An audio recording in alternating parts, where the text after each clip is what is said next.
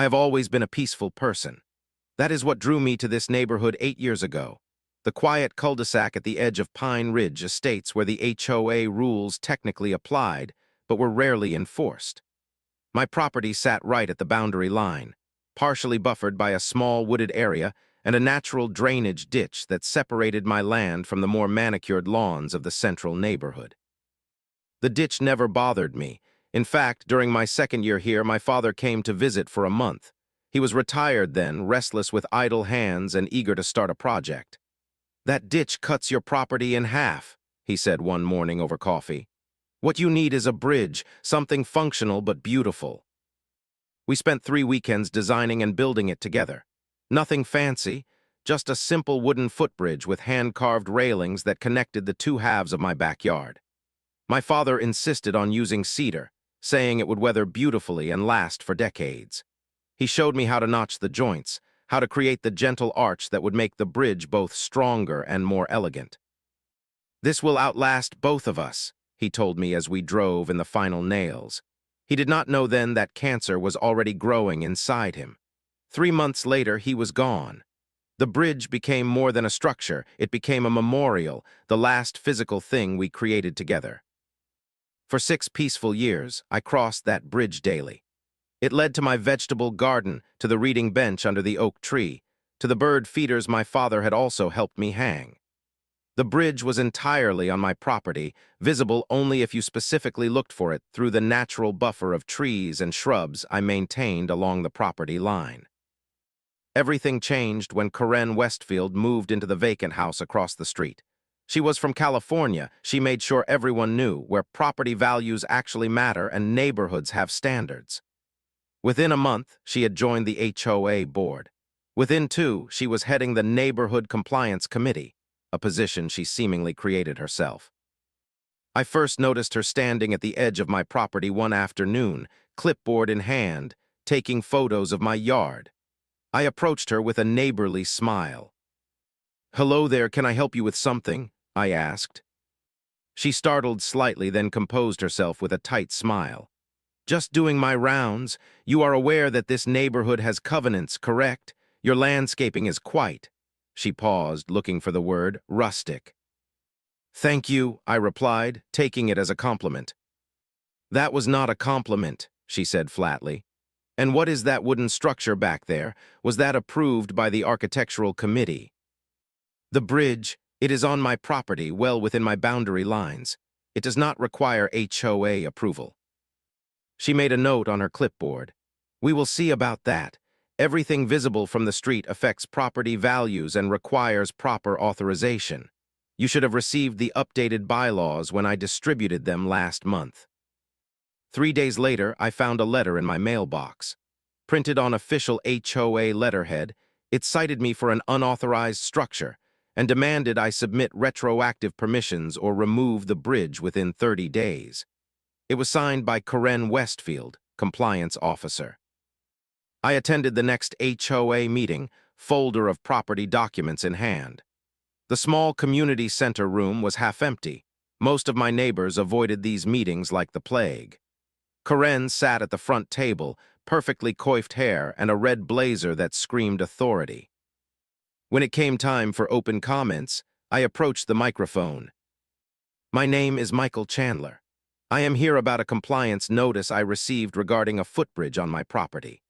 I have brought my deed and property survey showing that the structure is fully within my boundaries and outside HOA jurisdiction, according to Section 3.1 of your own bylaws."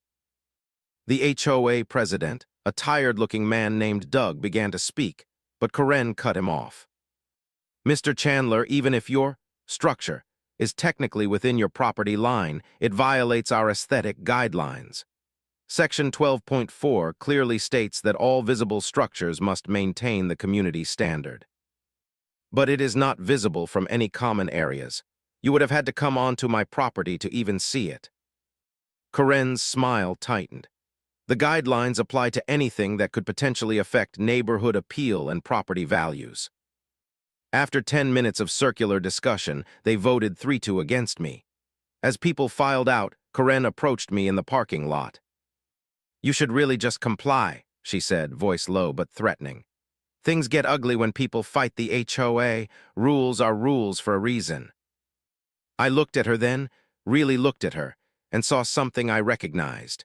A bully who had found a little power and intended to wield it like a weapon. What she did not realize was that she had just declared war on the wrong person. The notices began arriving with alarming regularity. First weekly, then twice weekly, then seemingly daily. Each printed on increasingly expensive stationery, each with more threatening language than the last. $50 fine, $100 fine, $250 fine, potential lien warnings.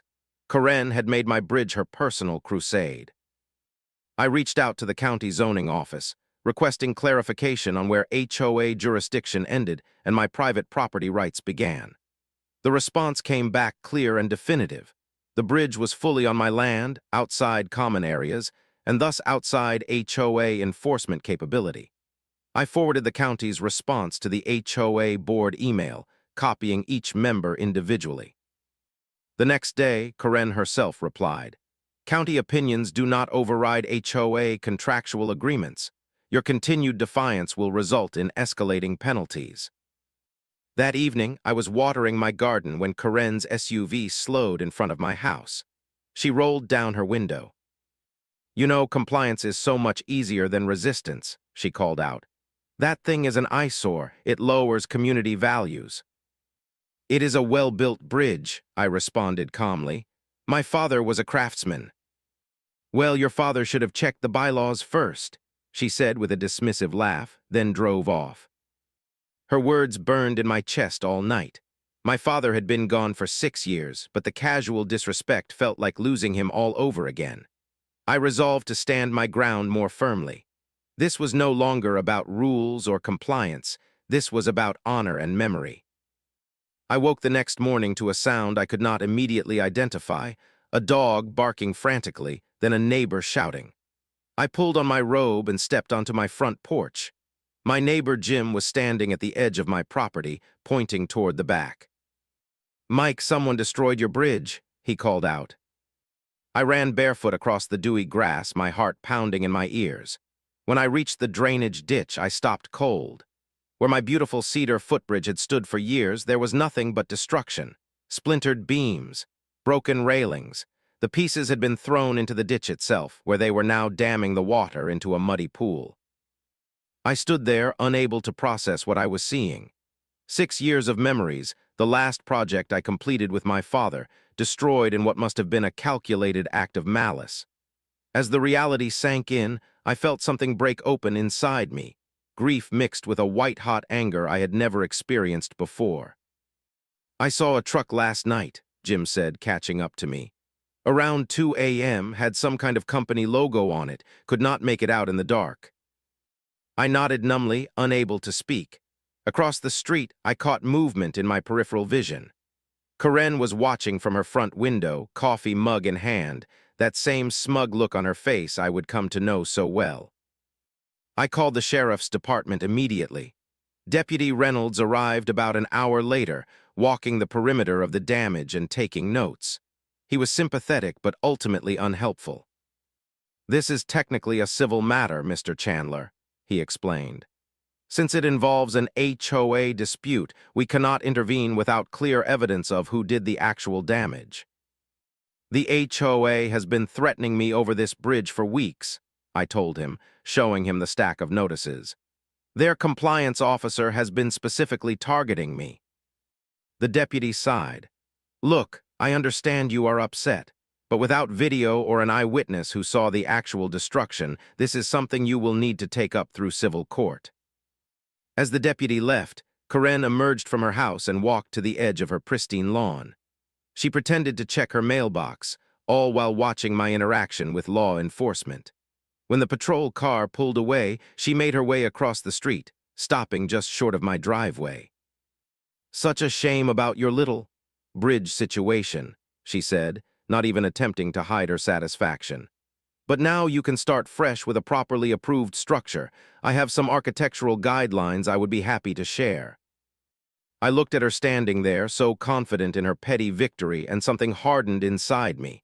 I did not respond, did not trust myself to speak. She mistook my silence for defeat and smiled wider. The Compliance Committee meets the first Tuesday of every month.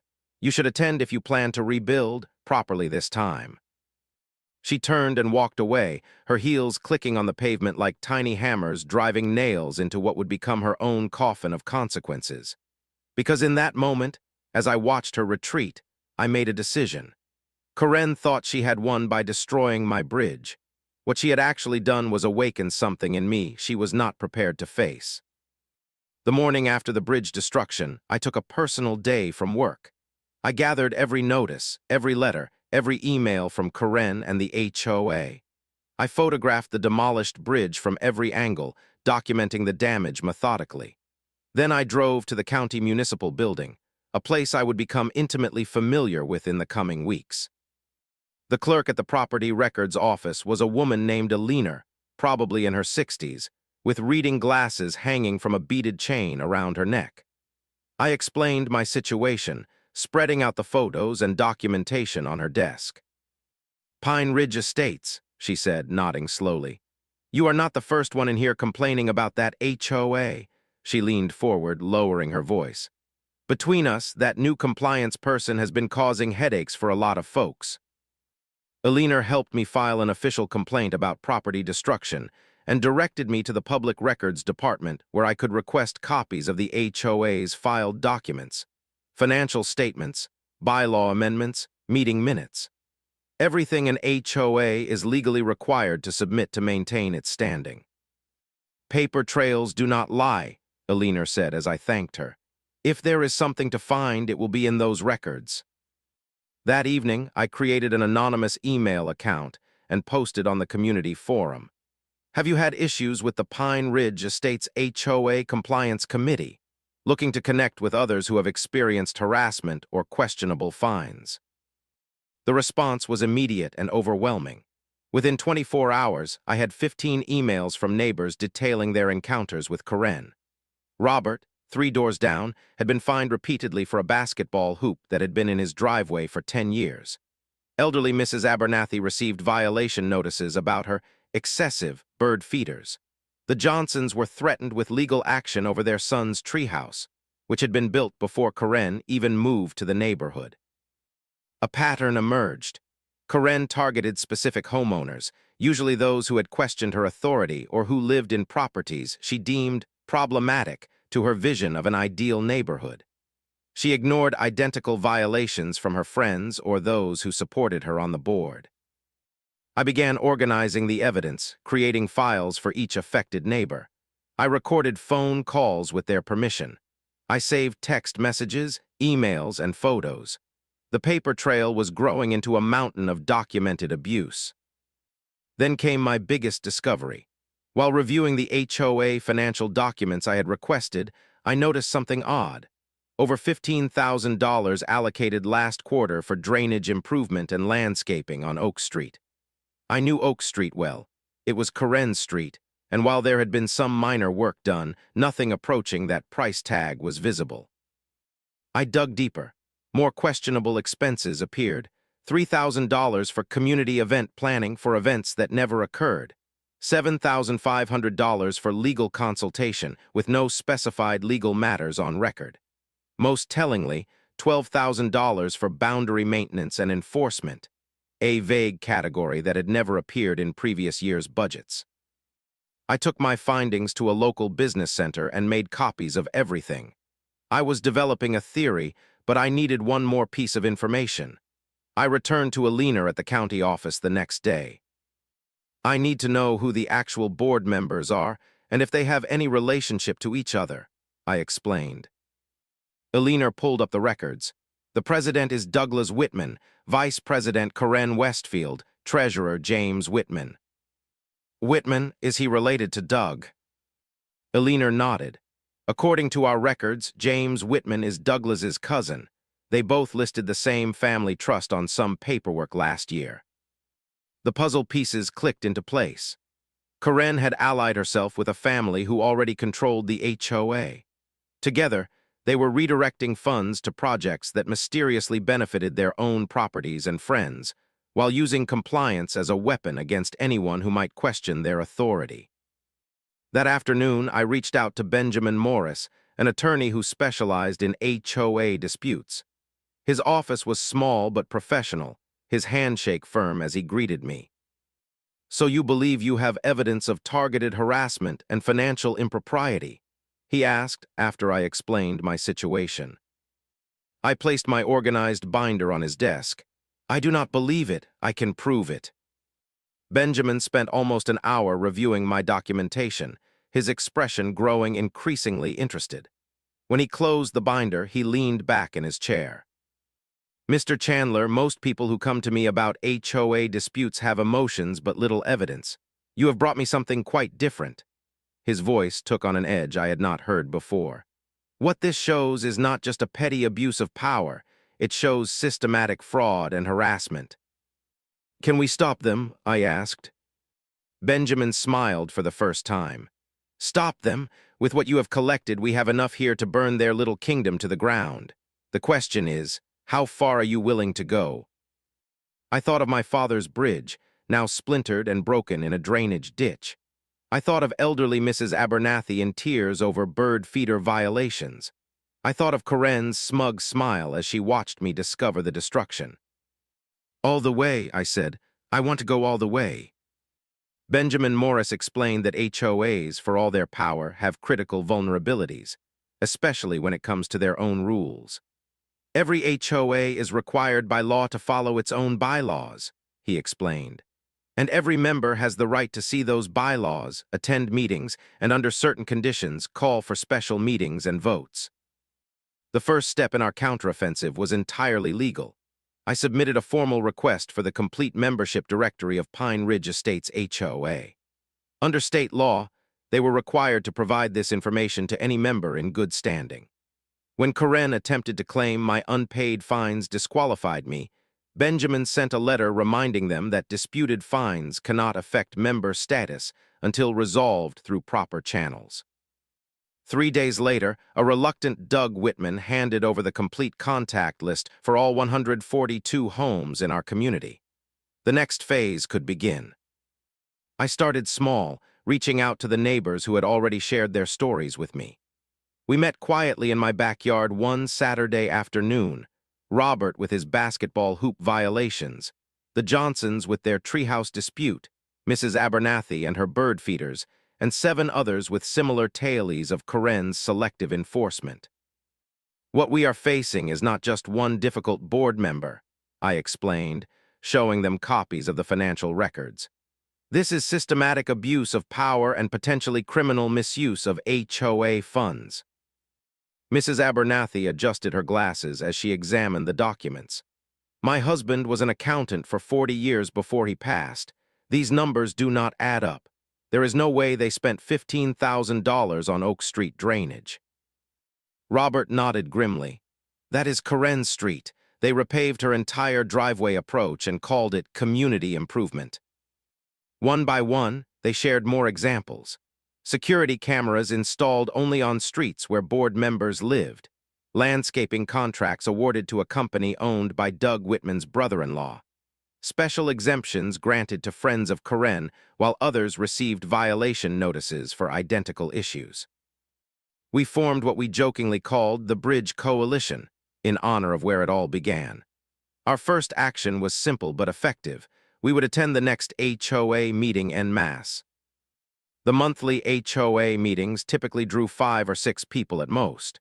When 23 of us filed into the community center that Tuesday evening, the shock on Karen's face was palpable. Doug Whitman stumbled through the agenda, clearly unsettled by the unprecedented attendance. When they opened the floor for comments, I stood first. "I would like to address the board regarding some concerns about financial transparency," I began calmly.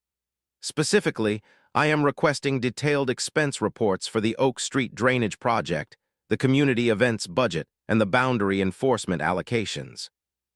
Karen's face flushed red. "Those reports are available in the quarterly statement." "Actually," I countered, "the quarterly statement only lists broad categories and total amounts. According to Section 5.3 of our bylaws, any member can request itemized expense reports for specific projects." Doug began to stammer about confidentiality, but Robert stood up next. "I am also formally requesting those reports," he said firmly, "and I would like to add the security camera installation project to that request." One by one, our coalition members stood and joined the demand. Karen's expression shifted from annoyance to alarm as she realized what was happening. "This is clearly an organized disruption," she snapped.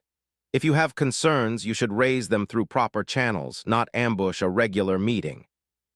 "We are using the proper channels," Mrs. Abernathy replied, her gentle voice carrying surprising authority. "Section 5.3 is very clear about our rights as members."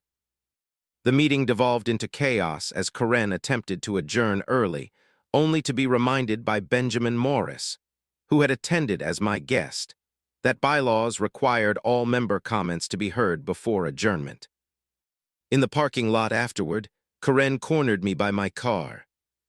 "You think you are clever organizing this little rebellion," she hissed. "But you have no idea who you are dealing with. I have built this community into something valuable, and I will not let troublemakers like you destroy it." "I am not the one destroying things, Karen," I replied calmly. "But I am the one who is going to hold you accountable for what you have already broken." Over the next 2 weeks, our coalition grew. We created a private online group to share information securely. We divided research tasks among ourselves. Mrs. Abernathy analyzed financial records.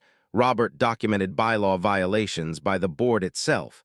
The Johnsons photographed the disparate enforcement between favored and targeted homes. During this time, we discovered something truly damning. Karen had been approving modifications to her own property and her friends' homes without going through the architectural review committee she so strictly enforced on others.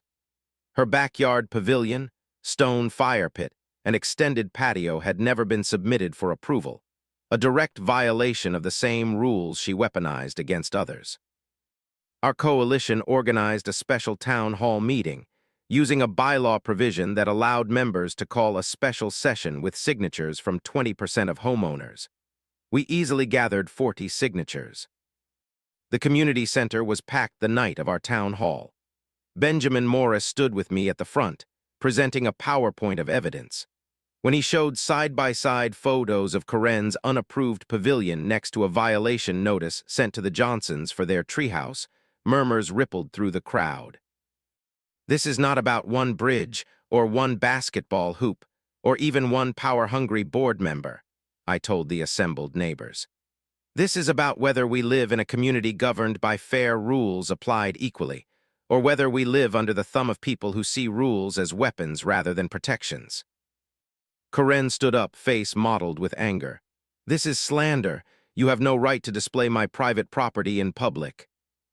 "Actually," Benjamin interjected smoothly, "photographs taken from public spaces are completely legal.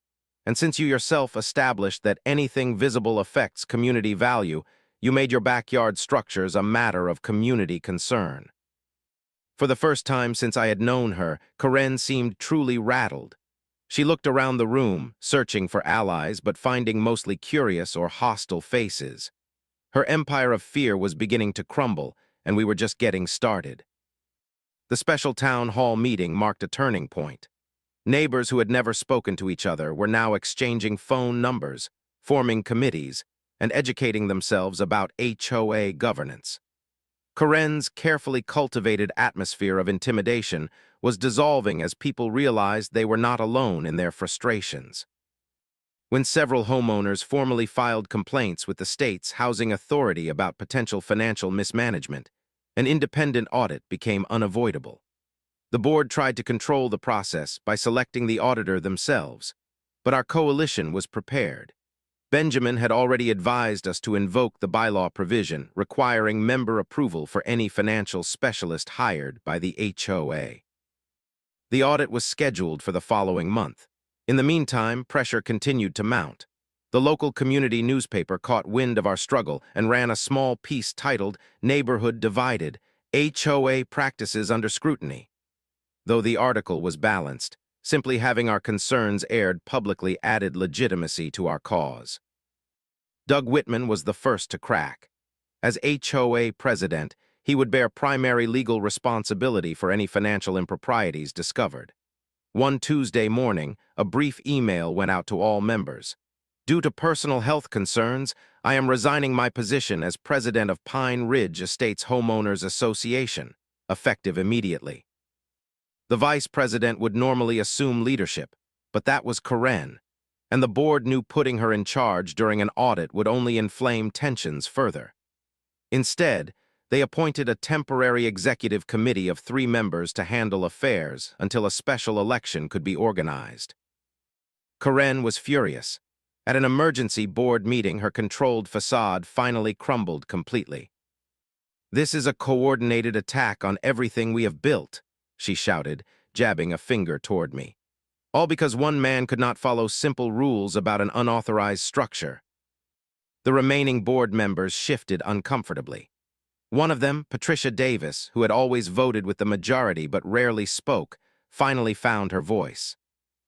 "Karen, perhaps we should consider that there might be some validity to these concerns," she said quietly. "The audit will clear everything up if there is nothing to hide." "Are you siding with them now?"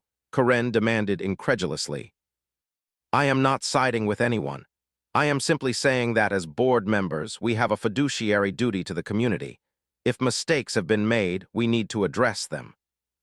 In a procedural move that clearly blindsided Karen, the board voted 3-1 to temporarily suspend her voting privileges during the audit, citing a conflict of interest due to her direct oversight of many of the questioned expenditures. She stormed out of the meeting, slamming the door behind her.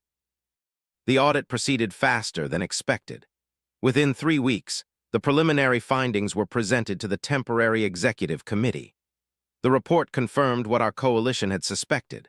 Over $47,000 in HOA funds had been directed to projects that primarily benefited board members' properties or were awarded to companies with direct connections to board members' families. Most damning of all, the report included invoices for drainage and erosion control on Oak Street that actually covered extensive landscaping and hardscaping for Karen's property, including a water feature and retaining wall that matched perfectly with her backyard redesign. With Benjamin's guidance, I filed a civil lawsuit against both the HOA and Karen personally.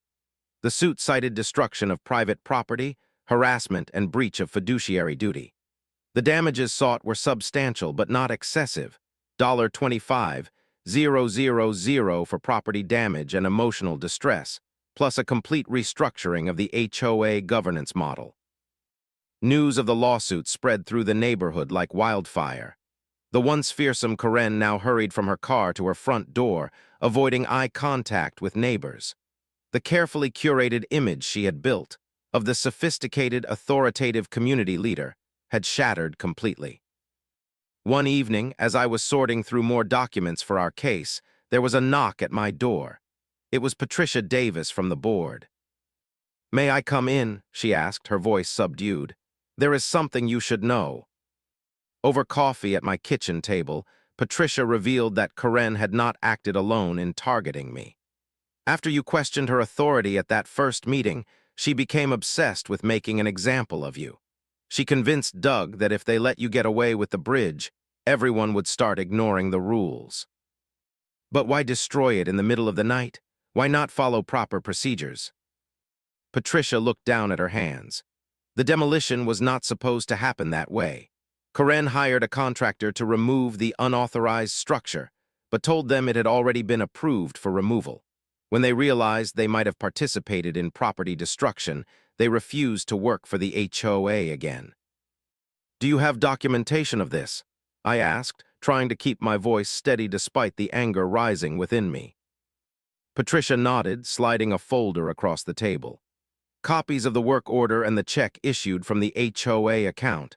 I cannot testify officially. I have family considerations, but I wanted you to have these."